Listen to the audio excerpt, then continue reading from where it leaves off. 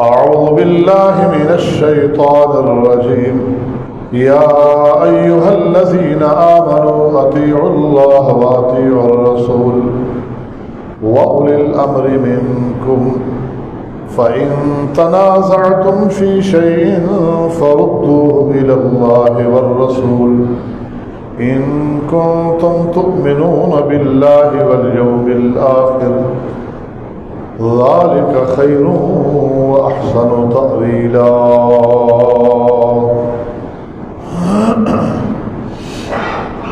حمد و ثنا اور درود و سلام کے بعد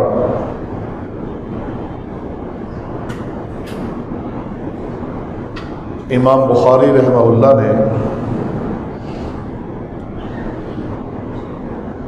اپنی الصحیح الجامع میں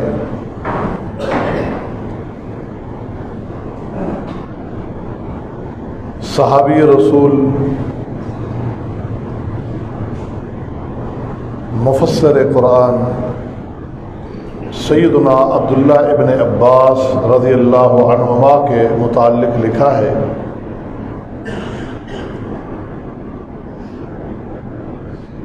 کہ آپ ایک دن حج کے دن تھے، بیت اللہ شریف کی دیوار کی ٹیک لگا کر بیٹھے ہوئے تھے ایام حج میں. تو ایک دیہاتی آیا، حج کے دنوں میں ہر طرح کے لوگ آئے ہوتے ہیں، آ کر وہ عبداللہ ابن عباس رضی اللہ عنہما سے ایک سوال کرتا ہے.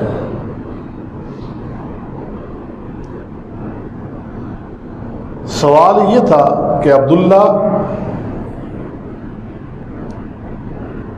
باہر حجاج کی خدمت کے لیے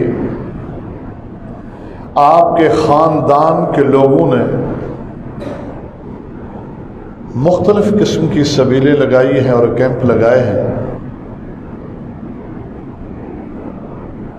شہد پلایا جا رہا ہے، ستو کھلایا جا رہا ہے اور پلایا جا رہا ہے، اور سب اپنی اپنی استطاعت کے مطابق بھرپور انداز میں حاجیوں کی خدمت کر رہے ہیں. لیکن آپ کی طرف سے باہر حاجیوں کی خدمت کے لیے صرف نبیذ پلانے کا بندوبست کیا گیا ہے. نبیذ کہتے ہیں کھجور کے شربت کو. کھجور پانی میں بھگو کے رکھ دی جائے، 6-8 گھنٹے کے بعد پھر اسی پانی میں حل کر کے گٹھلی نکال کر کے جو مشروب بنتا ہے، اس کو عربی میں نبیذ کہتے ہیں. آج ہمارے لیے تو ایک نایاب ہے، لیکن عرب میں یہ ایک عام مشروب تھا. جس طرح آج ہمارے ہاں ایک بوتل عام طور پر چلتی ہے، تو عام مشروب تھا اس وقت. تو چونکہ ایک عام مشروب، ایک عام شربت تھا، اس وجہ سے اس اعرابی نے آ کر عبداللہ ابن عباس سے یہ سوال کیا کہ آپ کی طرف سے حاجیوں کی خدمت میں صرف نبیذ پیش کیا جا رہا ہے، کھجور کا شربت، ام من بخل ام من فقر، آپ بخیلی کر رہے ہیں یا آپ غریب ہیں؟ سیدھا سادہ آدمی تھا، اس نے بغیر تکلف کے سوال کیا سیدنا عبداللہ ابن عباس سے. یقیناً 2 باتوں میں سے ایک ہے کہ آپ کے خاندان کے لوگ حاجیوں کی خدمت میں طرح طرح کی چیزیں پیش کر رہے ہیں، لیکن آپ کی طرف سے یہ ایک عام عرب کا جو مشروب ہے وہ پلایا جا رہا ہے. یا تو استطاعت نہیں تو آپ غریب ہیں، استطاعت کے باوجود اگر آپ نے ایک عام شربت رکھا ہوا ہے تو اس کا مطلب یہ ہے کہ آپ بخیل ہیں. ام من بخل ام من فقر. تو سیدنا عبداللہ ابن عباس رضی اللہ عنہما نے جو بیت اللہ کی دیوار کی ٹیک لگائے بیٹھے تھے، ٹیک چھوڑ دی اور کہا اللہ کا شکر ہے نہ میں بخیل ہوں نہ فقیر ہوں، نہ غریب ہوں نہ ہی بخیل ہوں، لیکن ہمارے ہاں نبیذ یہ کھجور کا شربت کیوں بٹ رہا ہے؟ اس کی وجہ آپ کو بتاتا ہوں کہ رسول اکرم صلی اللہ علیہ وسلم نے جس سال حج ادا کیا تو اس وقت بھی میں آپ کے ساتھ تھا، آپ سواری پر سوار تھے اور ہمارے ہی خیمے کے پاس تشریف لائے اور آپ علیہ الصلاۃ والسلام نے پانی مانگا، تو اس سال بھی ہمارے گھر سے یہی نبیذ بٹ رہا تھا حاجیوں کی خدمت میں۔ تو نبی علیہ الصلاۃ والسلام نے جب پانی مانگا تو ہم نے آپ کو یہ نبیذ کھجور کا شربت پیش کیا، کیونکہ عام حاجیوں کی خدمت کے لیے اس وقت بھی ہمارے ہاں یہ سوغات بٹ رہی تھی۔ تو نبی علیہ السلام نے بڑی خوشی خوشی اس کو قبول کیا، پیٹ بھر کے آپ نے نوش فرمایا، اپنے ساتھ بیٹھے ہوئے ساتھی کو بھی پلایا، اور پھر آپ کو پتا چلا کہ یہ نبیذ ہم نے مخصوص آپ کے لیے نہیں بنایا بلکہ عام حاجیوں کی خدمت کے لیے یہ مشروب بٹ رہا ہے۔ تو نبی علیہ السلام نے فرمایا احسنتم واجملتم وَكَذَلِكَ فَفْعَلُوا۔ نبی علیہ السلام نے 3 جملے ارشاد فرمائے، احسنتم، تم نے بہت اچھا کر رکھا ہے یہ، وَأَجْمَلْتُمْ، تمہارا یہ کام بڑا ہی خوبصورت ہے، وَكَذَلِكَ فَفْعَلُوا، اسی طرح اس کام کو جاری رکھنا، اسی طرح اس کام کو جاری رکھنا۔ اب سن اعرابی، لا اريد ان اغیر ما امرنی بہ رسول اللہ، جس کام کے جاری رکھنے کا اللہ کے پیغمبر نے حکم دیا میں اس کو تبدیل نہیں کرنا چاہتا۔ نبی علیہ السلام نے فرمایا اس کو جاری رکھنا، تو اس وقت سے ہم نے اس کو جاری رکھا ہوا ہے، اور اس جاری رکھنے میں تبدیلی اس لیے نہیں کہ نبی علیہ السلام نے اس کو جاری رکھنے کا حکم دیا تھا، اور میں نہیں چاہتا ان اغیر ما امرنی بہ رسول اللہ کہ جس چیز کو جاری رکھنے کا حکم اللہ کے نبی نے دیا میں اس میں رد و بدل کروں۔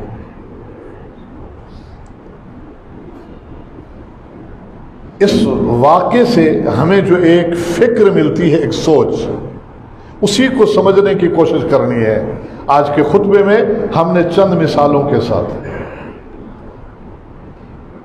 ہماری یہ فکر جو ہے، یہ سوچ ٹھیک ہو جائے تو باقی سارے مسائل کہ ہم نے نماز کس طرح پڑھنی ہے، اور روزہ کس طرح رکھنا ہے، زکوٰۃ کس طرح، حج کس طرح، دیگر معاملات کس طرح، ہم نے زندگی کس طرح بسر کرنی ہے، مرنا جینا ہو تو کس طرح، یہ سب ٹھیک ہو سکتا ہے جب ہمارا قبلہ ٹھیک ہو جائے گا۔ تو ہماری فکر ٹھیک ہونی چاہیے کہ یہ ہے کامیابی کی راہ، کہ ہم یہ تصور بنا لیں کہ ہم نے وہی کرنا ہے، اسی طرح کرنا ہے جس کے کرنے اور جس طرح کرنے کا حکم ہمیں اللہ نے دیا ہے یا اللہ کے پیغمبر محمد رسول اللہ صلی اللہ علیہ وسلم نے دیا۔ یہ کامیابی کا راستہ ہے۔ تعین کر لیا ہم نے راستے کا، پھر اس پہ چلنا ہمارے لیے آسان ہے۔ اگر ہم نے پہلے سے ہی اپنا تعین اپنے راستے کا، اپنی فکر کا کوئی اور کر لیا تو پھر قرآن بھی پڑھیں ہمیں سمجھ میں نہیں آئے گا، حدیث بھی پڑھیں ہمیں سمجھ میں نہیں آئے گی، کیونکہ ہم نے ایک قبلہ، ایک اور رخ کو متعین کر رکھا ہے، تو ہر چیز ہمیں اس طرف پھرتی ہوئی بدلتی ہوئی نظر آئے گی۔ سب سے پہلے ہم نے اپنی ہر معاملے میں معاملات ہیں، عبادات ہیں، خوشیاں ہیں، غمیاں ہیں، سارے معاملات اس فکر کے ساتھ ہم نے متعین کرنے ہیں۔ نبی علیہ الصلوۃ والسلام، سیدہ عائشہ فرماتی ہیں، یہ بھی بخاری شریف میں حدیث ہے کہ غزوہ موتا میں نبی علیہ الصلوۃ والسلام نے سیدنا زید بن حارثہ کو امیر بنا کے بھیجا اور فرمایا کہ اگر زید کو کچھ ہو جائے تو یہ علم، یہ جھنڈا امارت کا جو ہے، یہ عبداللہ ابن رواح کے ہاتھ میں دے دینا، اور عبداللہ ابن رواح کو بھی کچھ ہو جائے تو پھر جعفر تم نے اس کو سنبھالنا ہے۔ صحابہ کو کچھ فکر اسی وقت سے لاحق تو ہو گئی تھی کہ آج تک نبی علیہ السلام نے غزوات میں بھیجتے ہوئے یوں نہیں فرمایا کہ اس کو کچھ ہو جائے تو پھر یہ، اس کو بھی کچھ ہو جائے تو پھر یہ ناطے کے وہی پیغمبر کی زبان سے جملے نکلے ہیں، لگتا ہے کہ آج یہ تو قبول ہو چکے ہیں، اور وہی ہوا۔ سیدنا زید بن حارثہ شہید ہوئے، عبداللہ ابن رواح نے امارت سنبھالی، وہ شہید ہوئے، جعفر طیار نے سنبھالی۔ جعفر طیار رضی اللہ عنہ، ان پہ بھی جب حملہ ہوا اور وہ بھی شہید ہوئے تو پھر سیدنا خالد بن ولید نے وہ جھنڈا تھام لیا امارت کا، جبکہ نبی علیہ السلام نے یہاں تک بات کہی تھی۔ اللہ کے پیغمبر کو بذریعہ وحی بھی اطلاع مل گئی، اور ادھر سے آنے والے ایک قاصد نے بھی ان تینوں کی شہادت کا بتایا۔ نبی علیہ الصلوۃ والسلام نے مسجد نبوی میں لوگوں کو جمع کیا ہوا ہے اور فرما رہے ہیں میرے زید شہید ہو گئے، میرے عبداللہ ابن رواح بھی شہید ہو گئے، جعفر طیار بھی شہید ہو گئے، پھر امر تو یہاں تک تھا میرا، لیکن پھر خالد بن ولید نے جھنڈا ہاتھ میں لیا اور اللہ نے ان کے ہاتھ پر فتح دے دی ہے، میدان فتح ہو چکا ہے۔ سیدہ عائشہ فرماتی ہے اس وقت میں نے اپنے حجرے کی کھڑکی کے پاٹ جو درمیان ایک ہلکا سا سوراخ ہوتا ہے اس میں سے جھانک کر دیکھا تو اللہ کے پیغمبر انتہائی غمگین حالت میں مسجد نبوی میں بیٹھے ہوئے تھے۔ آپ کو غمگین دیکھ کر میں بھی وہی کھڑی رہ گئی۔ دیکھتی ہوں کہ ایک شخص آیا اور آ کر کہتا ہے اللہ کے نبی صلی اللہ علیہ وسلم، جعفر کے گھر کی عورتوں کو پتا چلا جعفر کی شہادت کا تو وہ رو رہی ہیں، اونچی اونچی آواز سے رو رہی ہیں۔ آپ نے فرمایا انہا ہننا، جا ان کو روک۔ وہ چلا گیا، پھر پلٹ کے آیا، اللہ کے نبی میں نے روکا ہے، غلب ننی، وہ میری بات نہیں مان رہی، غالب آ رہی ہے، روئے جا رہی ہے۔ آپ نے فرمایا جاؤ پھر روکو ان کو۔ سیدہ عائشہ فرماتی ہے میں وہی کھڑی دیکھ رہی ہوں، تھوڑی دیر میں وہ واپس پلٹے اور آ کر کہتے ہیں اللہ کے نبی میری بات وہ نہیں مان رہی، وہ روئے جا رہی ہیں۔ تو آپ ویسے ہی غمگین بیٹھے تھے تو آپ کی زبان مبارک سے یہ جملہ نکلا، فاحش فی افواہہم التراب، جا ان کے منہ میں مٹی ڈال۔ عائشہ رضی اللہ عنہا کا عقیدہ اور نظریہ، فکر دیکھیے، کہتی ہیں ہلاک ہو گیا یہ شخص، ہلاک ہو گیا یہ شخص۔ جب ایک بار کہا تھا رک جاتا، دو بار بتایا تھا سمجھا کے رک جاتا، یہ رکا نہیں، نبی کو بار بار پریشان کرتا رہا۔ آخر نبی نے غصے میں کہہ دیا جا ڈال ان کے منہ میں مٹی۔ اب یہ منہ میں مٹی ڈال نہیں سکے گا، ادھر نبی کا نافرمان ہو جائے گا۔ کیا فکر دے رہی ہے کہ نبی ہر حال میں مطاع ہے، اس کی فرما بردار ہر حال میں. غصے میں بھی جملہ کہا ہے واجب الاطاعت ہے، یعنی کہ غصے میں جملہ نکل گیا تو اب واجب الاطاعت نہیں ہے. نبی ہر حال میں مطاع ہے، نبی کی ہر حال میں اطاعت کرنی ہے، خوشی ہے یا غمی. کیونکہ آپ نے فرما دیا تھا عبداللہ ابن عاص کے بیٹے عبداللہ بن عمرو بن عاص کو،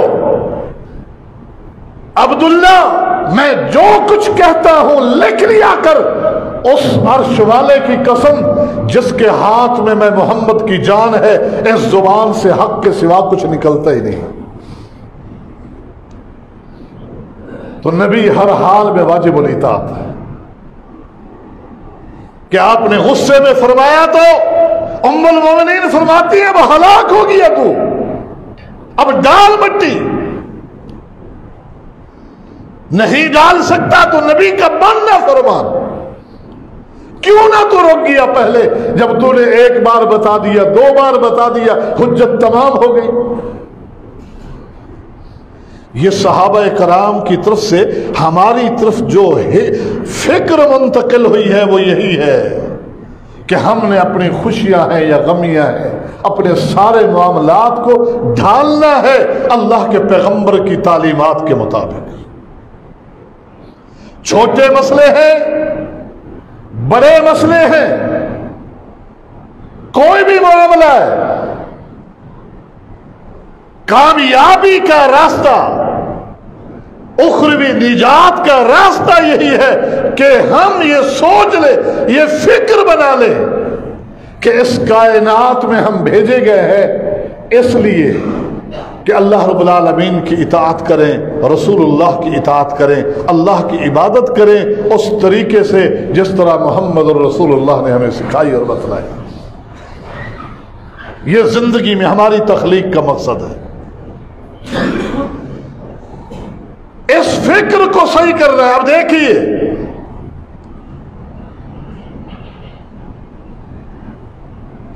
وقت کے عظیم امام، عظیم محدث، عظیم فقیہ، مسجد نبوی کے امام و خطیب امام مالک بن انس رحمہ اللہ، ائمہ اربعہ میں سے ایک امام مالک رحمہ اللہ. امام ابن عیینہ فرماتے ہیں، سفیان بن عیینہ رحمہ اللہ، کہ ہم بیٹھے ہوئے تھے مسجد نبوی میں امام مالک کے پیچھے نماز پڑھ کے. ایک بندہ آتا ہے اور آ کر سوال کرتا ہے امام صاحب سے، من این احرم، کہ میں حج بیت اللہ کے لیے یا عمرے کی نیت سے جانا چاہ رہا ہوں تو میں احرام کہاں سے باندھوں؟ میں احرام کہاں سے باندھوں؟ بڑا سادہ سا سوال ہے. امام مالک رحمہ اللہ نے فرمایا، من ذی الحلیفہ من حیث احرم رسول اللہ صلی اللہ علیہ وسلم. ذی الحلیفہ مدینہ سے جاتے ہوئے جو میقات پڑتی ہے وہ میقات ذی الحلیفہ، آبار علی موجودہ نام ہے جس کا. یہ بھی فرمایا کہ ذی الحلیفہ سے، اور آگے دلیل بھی دی، من حیث احرم رسول اللہ صلی اللہ علیہ وسلم، اس لیے کہ رسول اللہ صلی اللہ علیہ وسلم نے بھی احرام وہاں سے باندھا ہے. یہاں مدینہ سے جب نکلے آپ عمرے کے لیے یا حج کے لیے تو آپ نے ذی الحلیفہ میں جا کے احرام باندھا ہے، تو بھی وہاں سے احرام باندھنا. آگے وہ کیا کہتا ہے؟ کہتے ہیں اريد ان احرم من المسجد من عند القبر. امام صاحب میرا جی چاہ رہا ہے کہ میں تو مسجد اور مسجد کے اسی حصے سے جہاں اللہ کے پیغمبر کی قبر مبارک ہے، مسجد کے اسی حصے سے احرام باندھ کر لبیک کہتا ہوا جاؤں. میرا جی تو یہ چاہ رہا ہے. امام مالک نے فرمایا لا تفعل فإنی اخشی علیک الفتنہ، ایسا نہ کرنا، مجھے ڈر ہے تو کسی فتنے میں مبتلا ہو جائے گا۔ جب یہ فرمایا کہ تو کسی فتنے میں مبتلا ہو جائے گا، وہ پریشان ہو گیا، کہنے لگے امام صاحب ایو فتنۃ فی ھذا امیال نریدھا،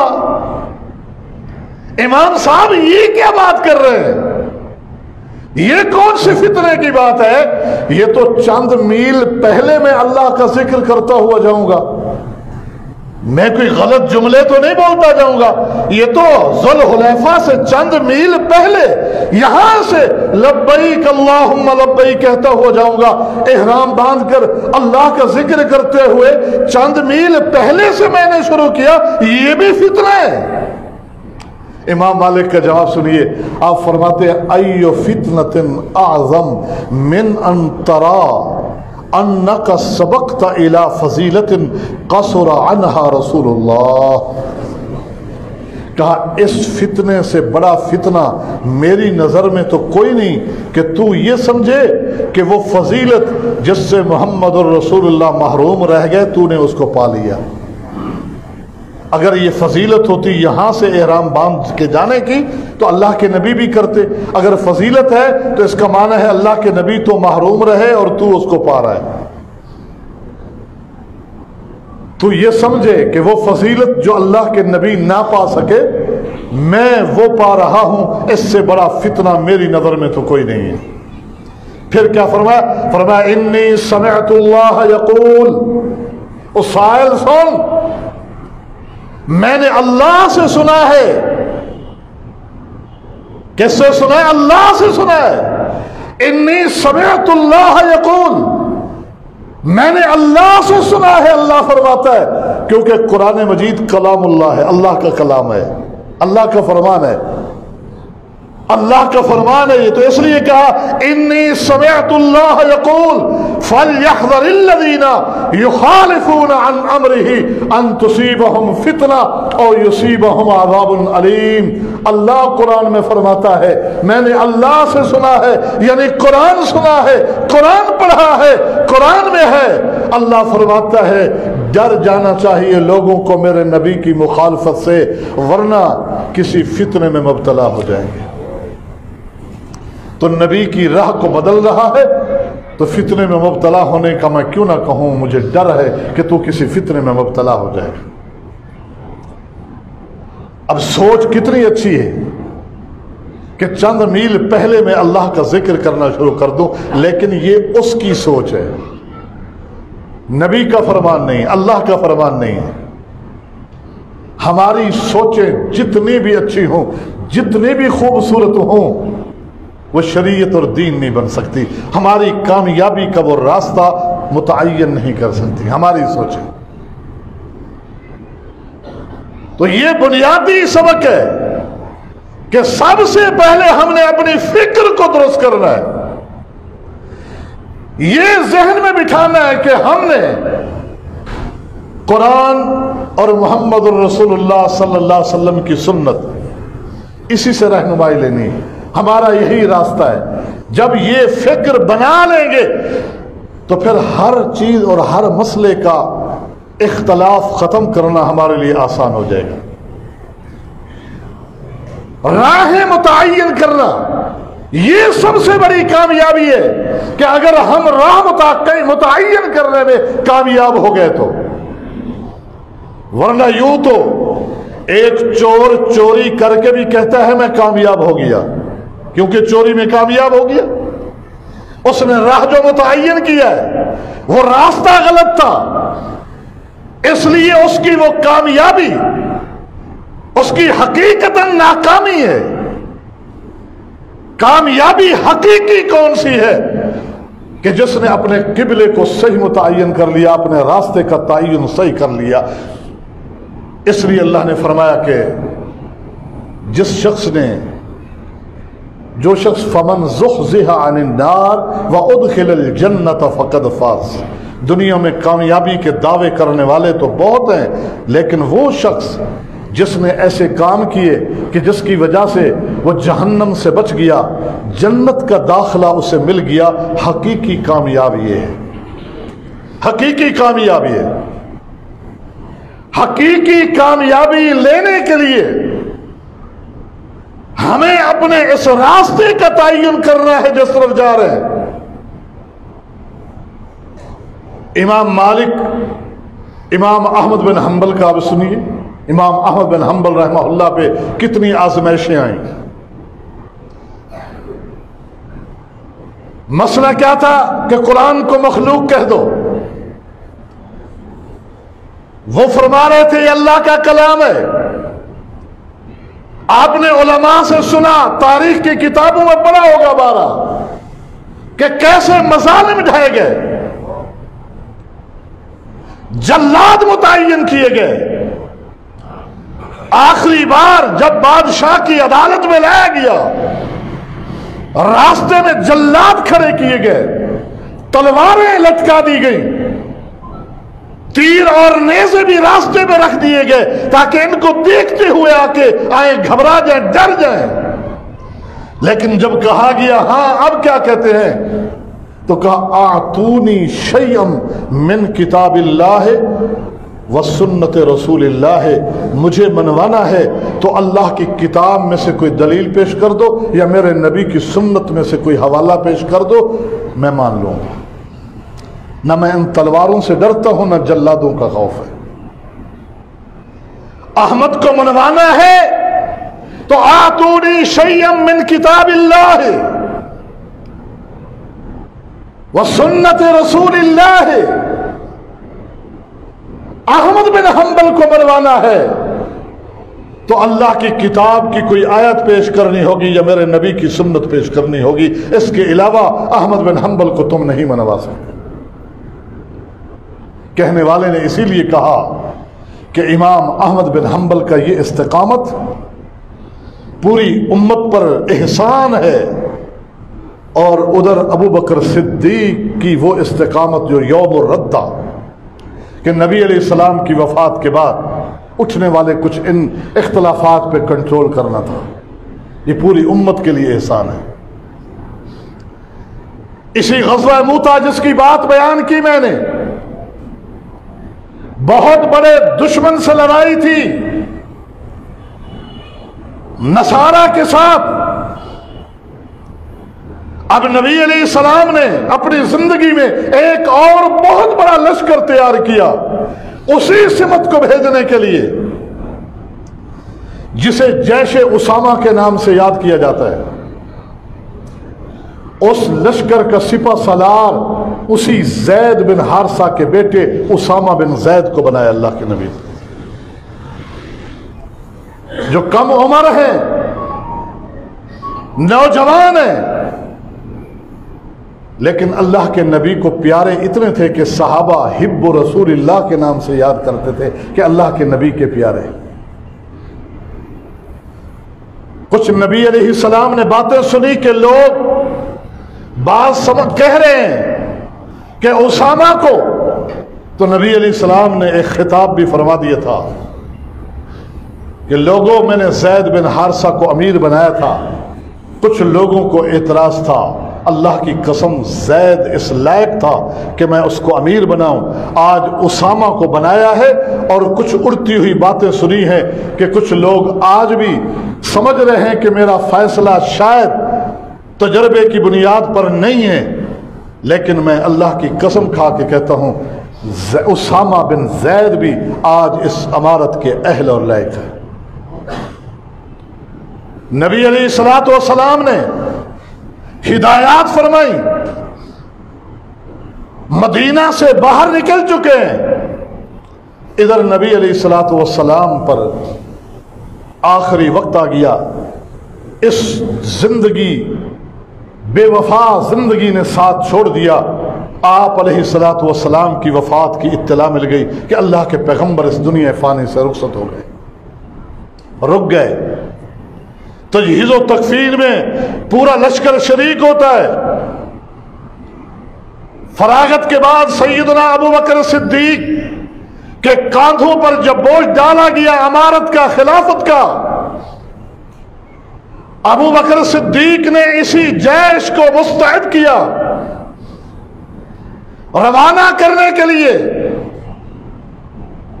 تو اب لوگوں میں یہ بات عام اڑ گئی کہ اللہ کے نبی کا دور کچھ اور تھا، اللہ کے پیغمبر کا خالی رو بھی کافی تھا۔ آج اللہ کے پیغمبر اس دنیا میں نہیں رہے، تو اب اس قافلے کو روانہ نہیں کرنا چاہیے، کیونکہ یہاں کے حالات پہ کنٹرول پانا ہے پہلے۔ یہاں کے حالات، اطراف کے حالات، کیا کیا خبریں آ سکتی ہیں، کہیں سے فتنہ ارتداد، کہیں سے منکرین زکوٰۃ کی خبریں آ رہی ہیں، معاملہ کہاں تک جاتا ہے۔ ابو بکر کو اپنا فیصلہ واپس لینا چاہیے۔ وہ حالات کچھ اور تھے، اب وہ حالات نہیں رہے۔ ابو بکر صدیق تک جب ایسی باتیں پہنچی، مسجد نبوی میں لوگوں کو جمع کر کے خطبہ دیا تاریخی، اور کہا لوگو میرا اعلان سن لو، جنگل کے درندے، مجھے یقین ہو جائے وَلَوْ أَنِّي ظَنَنْتُ أَنَّ السِّبَاعَ تَخْطَفُنِي، مجھے یقین ہو جائے کہ جنگل کے درندے آ کر مجھے کھا جائیں گے، میرے ٹکڑے کر ڈالیں گے، میں تب بھی اس قافلے کو روانہ کروں گا۔ وَلَوْ لَمْ يَبْقَ فِي الْقُرَىٰ غَيْرِي لَأَنفَذْتُهُ، سارے میرا ساتھ چھوڑ دیں، مدینہ کے سارے لوگ ہٹ جائیں، اطراف کی بستیوں کے سارے لوگ اس فیصلے سے منحرف ہو جائیں، میں ابو بکر سب کا اکیلا مقابلہ کروں گا، لیکن جس قافلے کو میرے نبی نے کہا چلے جاؤ، ابو بکر اس کو روانہ کر کے رہے گا، اس کو نہیں روکے گا، کیونکہ نبی نے جس کو مقرر کیا ہے جانے پہ، میں اس کو نہیں، نبی کا فیصلہ ہے۔ لوگوں نے عزم دیکھا ابو بکر کا، عمر کے پاس جمع ہوئے، عمر ابو بکر ہماری بات سمجھ نہیں رہے، چلو ٹھیک ہے قافلے کو روانہ کرنا بھی ہے تو آپ ہی اکیلے میں ابو بکر کو سمجھائیں کہ آپ امیر قافلہ تبدیل کر دیں، کیونکہ تجربے کار صحابہ موجود ہیں۔ اسامہ غیر تجربے کار ایک کم عمر لڑکا ہے، اللہ کے نبی کے دور میں تو ٹھیک تھا کہ آپ کا رو بھی کافی، آپ بیٹھے ہیں، آپ کا نام کافی تھا۔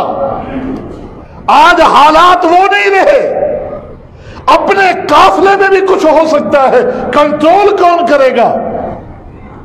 آپ اکیلے میں ابو بکر صدیق سے جا کر یہ کہیں کہ ہم آپ کے ساتھ ہیں، سارے قافلہ روانہ کریں، لیکن کسی تجربے کار اور عمر رسیدہ آدمی کو قافلے کا امیر، اس جیش لشکر کا امیر مقرر کریں۔ عمر کے بعد سمجھ میں آئی کہ صحیح کہہ رہے ہیں لوگ۔ عمر ابو بکر کے پاس آئے، ابو بکر صدیق ٹیک لگائے بیٹھے ہیں، عمر آ کے بیٹھ گئے سامنے، دوسری تیسری باتیں، پھر یہ معاملہ رکھا ابو بکر کیا خیال ہے؟ لوگوں کی رائے بھی اسی طرح ہے اور میں بھی یہی سمجھ رہا ہوں کہ ہم اس لشکر کے امیر کا تبادلہ کریں، تبدیلی کریں، کسی تجربے کار بڑی عمر کے صحابی کو امیر مقرر کر کے روانہ کر دیتے ہیں۔ بس یہ جملہ کہنا تھا، سیدنا صدیق اچھل کے اٹھے، ابو بکر عمر کے یہاں ہاتھ رکھا داڑھی پہ اور کہا یبن الخطاب ثقلت کا سواقل، یبن الخطاب، وہ خطاب کے بیٹے تو مر جائے، تجھ پہ رونے والیاں روئیں۔ اللہ کے پیغمبر نے جس کو امیر بنایا، ابو بکر ہوتا کون ہے اس کو اس عہدے سے ہٹانے والا؟ تو مجھے غلط مشورے دینے آ گیا ہے کہ اللہ کے پیغمبر نے اس کو امیر بنایا اور ابو بکر سے تو اللہ کے پیغمبر کے خلاف فیصلہ کرنے کا مشورہ دے رہا ہے، میں اس کو عہدے سے ہٹاؤں؟ یہ کیسے ہو سکتا ہے؟ جس کو نبی نے امیر بنایا میں اسی کو امیر بنا کے بھیجوں۔ پھر خود چل پڑے اٹھ کے، جہاں وہ قافلہ پہنچ چکا تھا وہاں گئے، جا کر رعایا کو ہدایات کی کہ یہ تمہارے امیر ہے، اس کو امیر میں نے مقرر نہیں کیا، محمد رسول اللہ مقرر کر کے گئے۔ امیر کو ہدایت کی کہ یہ رعایا ہے، ان کے کیا حقوق ہیں، اٹھو اللہ کا نام لے کے چل پڑو۔ اللہ کا نام لے کے جب روانہ کیا ان کو، اسامہ بن زید سواری پر بیٹھے، قافلہ روانہ ہوا، ابو بکر صدیق قافلے کے ساتھ ساتھ اسامہ کی سواری کے ساتھ ساتھ پیدل چلتے جا رہے ہیں اور اسامہ کو کچھ ہدایات کر رہے ہیں۔ اسامہ نے سواری کو روکا، کہا ابو بکر یا تو مجھے نیچے آنے دیں یا آپ بھی میرے ساتھ سواری پر بیٹھے، جب تک میرے ساتھ چلنا ہے ہدایات کرتے ہوئے آپ بھی اوپر آ جائیں یا پھر مجھے نیچے اترنا ہے۔ لیکن صدیق نے پیغمبر کی اس سنت کو بھی دیکھا تھا کہ جب میرے نبی نے معاذ کو یمن کی طرف روانہ کیا تھا، وہ سواری پہ سوار تھے، جا رہے تھے، اللہ کے پیغمبر پیدل ان کو نصیحتیں کرتے جا رہے تھے۔ صدیق نے کہا اسامہ تجھے سواری پہ بیٹھنا ہوگا، میں جس طرح جا رہا ہوں مجھے اسی طرح چلنا ہوگا، کیونکہ دل میں اللہ کے پیغمبر کی اس سنت پر عمل کرنا بھی مقصود تھا۔ یہ فکر ہماری طرف منتقل کی ہے صحابہ کرام نے کہ کامیابی رفع الیدین کرنے میں نہیں ہے، کامیابی سینے پہ ہاتھ باندھنے میں نہیں ہے کہ باقی سب کچھ ہوتا رہے وہی نہیں، پہلے اپنی فکروں کو درست کرو، یہ خود بخود ٹھیک ہوتے جائیں گے۔ جب پتا چلے گا کہ میرے نبی کی نماز کا طریقہ یہ ہے، میرے نبی کے حج کا طریقہ یہ ہے، میرے نبی کی خوشی کا طریقہ یہ ہے، غمی کا طریقہ یہ ہے، پھر حالات خود بخود بدلتے جائیں گے، اصلاح ہوتی جائے گی۔ لیکن سب سے پہلے تعین اپنے راستے کا کیجئے کہ ہم نے کون سا راستہ اختیار کرنا، ہم نے اپنا مقتدا کس کو بنانا ہے، اپنا مطاع کس کو بنانا ہے، اپنا رہنما کس کو بنانا ہے، راستہ کہاں سے اخذ کرنا ہے۔ عمر بن خطاب رضی اللہ تعالی عنہ بیت اللہ کا طواف کرنے کے لیے پوری جماعت کے ساتھ کھڑے ہیں، حجر اسود پہ آتے ہیں، یہاں آ کر وہ تاریخی جملہ اے حجر اے پتھر انی اعلم انک حجر لا تنفع ولا تضر، اے پتھر مجھے پتا ہے تو پتھر ہے، نہ نفع دے سکتا ہے نہ نقصان دے سکتا ہے، لیکن میرے نبی نے تجھا بوسہ لیا میں بھی تیرا بوسہ لوں گا، میرے نبی نے بوسہ نہ لیا ہوتا تو میں بھی بوسہ نہ لیتا۔ یہ قوم کو سبق دے رہے ہیں۔ پھر کہا لوگوں جب ہم ہجرت کر کے مکہ مدینہ چلے گئے، وہ مدینہ وباؤں والا شہر تھا، اللہ کے پیغمبر نے دعا کی، اللہ نے وباؤں کو ٹال دیا، لیکن مکہ میں یہ مشہور ہو چکا تھا کہ یہاں کے لوگ مدینہ جا کر بیماریوں کی وجہ سے انتہائی کمزور ہو چکے ہیں۔ جب ہم عمرے کے لیے آئے 7 ہجری کو، 6 ہجری کو واپس کر دیا گیا تھا، 7 ہجری کو جب ہم آئے، مکہ کے رؤسا مروہ پہاڑی پہ جمع ہو کے بیٹھے تھے ہمارا تماشا دیکھنے کے لیے کہ سنا ہے بیماریوں نے ان کو لاغر کر دیا ہے، ان کی شکلیں دیکھیں، ان کی چال دیکھیں کہ ان کی چالیں کیسی ہیں، بدل چکی ہوں گی بیماریوں کی وجہ سے، کمزوریوں کی وجہ سے۔ مروہ پہاڑی پہ جمع تھے تو نبی علیہ السلام نے فرمایا ہمیں، ناطے کہ وہی پیغمبر ہیں، وہی آ گئی کہ سامنے دشمن یہ سوچ لیے بیٹھے ہیں۔ اللہ کے نبی نے فرمایا ساتھیو اپنے دائیں کندھے ننگے کرو، دائیں کندھے ننگے کرو اور حجر اسود سے بوسہ دے کر یہ استلام کر کے اچھل اچھل کے چلو، رمل اپنے پنجوں کے بل اچھل اچھل کے چلو، جس طرح پہلوان کودتے ہیں اس طرح اچھل اچھل کے چلو۔ जब यूं उछल उछल के चलने लगे मरवा पे बैठे हुए, काफिरों ने देखा ये तो ताकतवर घोड़े बन के आ चुके हैं, हमने तो गलत सुना था कि ये कमजोर हो चुके हैं। जब यूं घूम कर रुकने यमानी पर आए तो मरवा अब नजर नहीं आता था। अल्लाह के नबी ने फरमाया अब हजर अस्वद तक सांस लेना है तो ले लो। वैसे रमल पूरे चक्कर का होता है, थक जाए तो यहां पे थोड़ा आहिस्ता चल के, फिर हजर अस्वद पे आए तो फिर उसी तरह वो नामुराद होके उठना शुरू हो गया कि हमने गलत सुना था। तीसरा चक्कर जब हुआ तो सारे उठ के जा चुके थे। अल्लाह के नबी ने फरमाया अब बकिया 4 चक्कर नॉर्मल चाल में चलो, आम चाल में चलो। 3 चक्रों में ही इन दुश्मनों का काम कर दिया। उमर ने फरमाया लोगों, आज शहर मक्का को अल्लाह ने दुश्मनों से पाक कर दिया, आज यहां कोई मुशरिक नहीं, तो लिहाजा आज रमल क्यों करे, आज उछल उछल के क्यों चले। ये रमल उछल के चलना तो इसलिए था कि मरवा पे बैठे हुए दुश्मनों को मरहूब करना था, उन पे रौब बिठाना था। आज मक्का को अल्लाह ने दुश्मनों से पाक कर दिया है, तो आज रमल किस काम के लिए। ये बात बताने के बाद फिर कहा लेकिन मैं करूंगा इसलिए कि मेरे नबी ने किया है।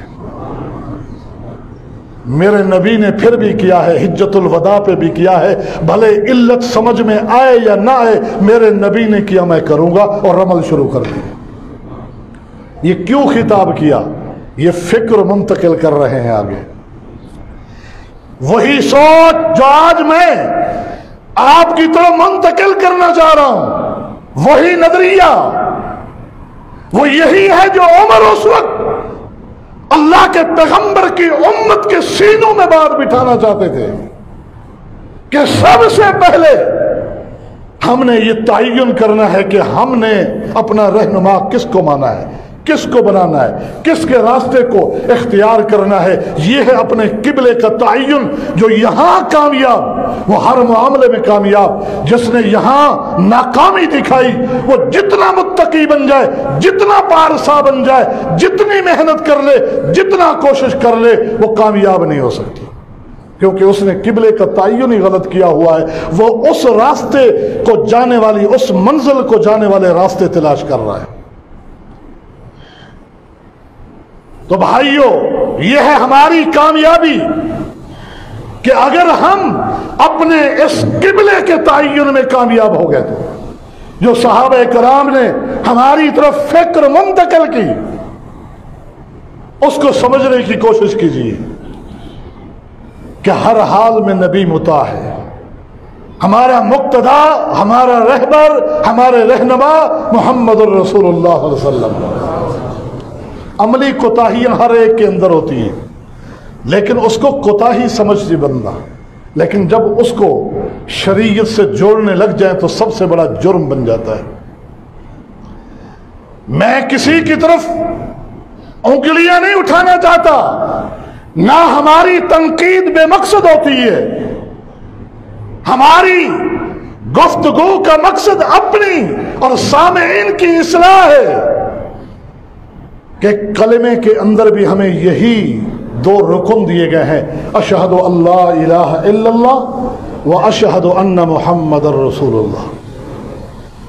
हमने ये शहादतैन, ये 2 गवाहियां, इन गवाहियों के साथ वफा का तरीका ये है, सारे काबिल एहतराम हमारे लिए, सारे काबिल एहतराम, वाजिबुल एहतराम, लेकिन वाजिबुल इताअत ज़ात मुहम्मदुर रसूलुल्लाह सल्लल्लाहु अलैहि वसल्लम। सहाबा कराम को बशारत जन्नत की मिली इस फिक्र की बुनियाद पर कि फरमाया आज रात कौन पहरा देगा। सारे मुजाहिदीन थके हुए हैं, गज़वे से वापसी का सफर है, नमाज इशा हो चुकी, दुश्मन इस समत को आकर रात को हमला आवर ना हो जाए। कौन کون آج رات کی نیند قربان کرنا چاہتا ہے؟ ایک شخص کھڑا ہو جاتا ہے فوراً، جذبہ سب میں ہوتا لیکن ایک سبقت لے جاتا، باقی بیٹھ جاتے۔ میں حاضر ہوں اللہ کے نبی، آپ نے فرمایا ارکب، پھر ایسا کرو سواری پہ سوار ہو جاؤ۔ آپ سوچیں اگر آپ اور میں ہوں کسی کام کے لیے اور کہنے والا کہے ارکب، سواری پہ سوار ہو جاؤ، تو پھر ہم کیا کہیں گے؟ جی ٹھیک ہے پھر۔ لیکن صحابی نے ایسا نہیں کیا، آپ نے فرمایا ارکب، سواری پہ سوار ہو جاؤ۔ اس نے پیٹھ پھیری، گیا سواری پہ سوار ہو کے آیا۔ اب کیا کروں اللہ کے نبی؟ فرق سمجھیے، ہم سننے کا شوق رکھتے ہیں، وہ ماننے اور عمل کرنے کا شوق اور جذبہ رکھتے تھے کہ جتنا جملہ سن لیا ہے اس پہ عمل نہ کروں اور کہوں پھر کیا، پہلے اس پہ عمل کروں اور پھر پوچھوں دوسری بات۔ یہ بظاہر چھوٹی سی باتیں لگ رہی ہیں، چھوٹی نہیں ہے، یہ اسی فکر کا نتیجہ ہے، اسی سوچ کا نتیجہ ہے۔ اور ان لوگوں نے ہمیں یہ فکر دی، ہمیں سبق سکھایا ہے اپنے اعمال کے ذریعے، اقوال کے ذریعے۔ سواری پہ سوار ہوئے اونٹ پہ اور آ کر آگے اللہ کے نبی کے کھڑا کیا۔ اللہ کے نبی جی میں سوار ہو گیا، اب کیا حکم ہے؟ آپ نے فرمایا یوں چلے جاؤ، یہ پہاڑی کے پیچھے رات گشت کرتے رہنا، اسی طرف دشمن کا خطرہ ہے، اگر کسی دشمن کو آتا ہوا دیکھو محسوس کرو تو جلدی سے آ کے ہمیں جگا دینا، اٹھا دینا۔ ٹھیک ہے اللہ کے پیغمبر سواری کا رخ موڑا، پہاڑی کے پیچھے چلے گئے۔ اللہ کے نبی بھی سو گئے، سارے صحابہ بھی سو گئے۔ آرام سے رات گزر گئی۔ صبح سب سے پہلے اللہ کے پیغمبر اٹھے، باری باری سارے صحابہ جاگ گئے۔ آپ پوچھتے ہیں اس ساتھی کا عطا پتا؟ اے اللہ کے پیغمبر نہیں معلوم، ابھی اذان کا وقت ہوا ہے، اذان سن کے آ جائیں گے۔ اذان کہی گئی، وہ ساتھی نظر نہیں آئے، تشویش بڑھنے لگی، نماز کا وقت ہو گیا، ساتھی پلٹ کے نہیں آئے۔ یہ کیسے ہو سکتا ہے کہ نماز کے ٹائم نہ آئے ساتھی؟ اب تشویش یوں بڑھنے لگی میرے نبی کے سینے میں کہ لگتا ہے کہ دشمنوں نے ہمارے دوست کو ہم سے چھین لیا، تنہا دیکھ کر حملہ کیا ہوگا، شہید ہو گئے ہوں گے۔ نماز شروع ہو گئی، قبلہ رخ بھی وہی ہے۔ میرے نبی کے سینے میں امت کی محبت کتنی ہے ذرا دیکھیے۔ رکوع سے سر اٹھاتے ہوئے آپ کی نگاہ پہاڑی کو اٹھ جاتی تھی، اس ساتھی کو تلاش کرتے ہوئے۔ رکوع سے سر اٹھایا، نگاہ یوں اٹھی، سامنے پہاڑی سے اترتا ہوا اس ساتھی کو دیکھا۔ آپ خوشی سے باغ باغ ہو گئے کہ ساتھی آ رہے ہیں۔ نماز مکمل ہوئی، جلدی سے پلٹ کے بیٹھے اور کہا ابشروا، خوشخبری سنو، تمہارے ساتھی کو آتے ہوئے دیکھا ہے، وہ ابھی پہنچنے والا ہے۔ بس یہ باتیں ہو ہی رہی ہے کہ وہ وہیں آن پہنچے، اونٹ پہ سوار ہیں۔ سواری کو اللہ کے پیغمبر کے سامنے آ کر کھڑا کیا۔ اللہ کے نبی اس سے بڑی محبت کے ساتھ رات کے بارے میں پوچھ رہے ہیں، رات کیسے گزری، رات کیسے گزاری، رات کے بارے میں پوچھتے ہوئے پوچھا ہے دوست رات کچھ آرام کرنے کا موقع بھی ملا یا نہیں ملا؟ ذرا سنیے، اب بھی ہمیں سمجھ میں نہ آئے تو پھر کب سمجھیں گے؟ آگے اس ساتھی نے جواب دیا، اللہ کے نبی آپ نے حکم دیا تھا سوار ہو جائیں، میں سوار ہو گیا ہوں، آپ حکم دیں گے اتریں تو میں اتروں گا، آرام تو بعد کی بات ہے۔ اترنے کا حکم ان کانوں نے سنا نہیں تو آرام کہاں کا؟ آپ نے فرمایا تھا سوار ہو جائے، میں سوار ہو گیا۔ آپ نے کہا چکر لگاتے رہیں، میں ساری رات چکر لگاتا رہا اور ابھی آ گیا۔ بس یہ ہے کامیابی کہ جب ہم اپنے آپ کو یوں بنا لیں، قرآن و سنت کا یوں تابع بنا لیں، پھر کامیابیاں کامرانیاں قدم چومتی ہیں۔ اللہ مجھے اور آپ کو عمل کی توفیق عطا فرما دے۔ وآخر دعوانا ان الحمد للہ رب العالمین۔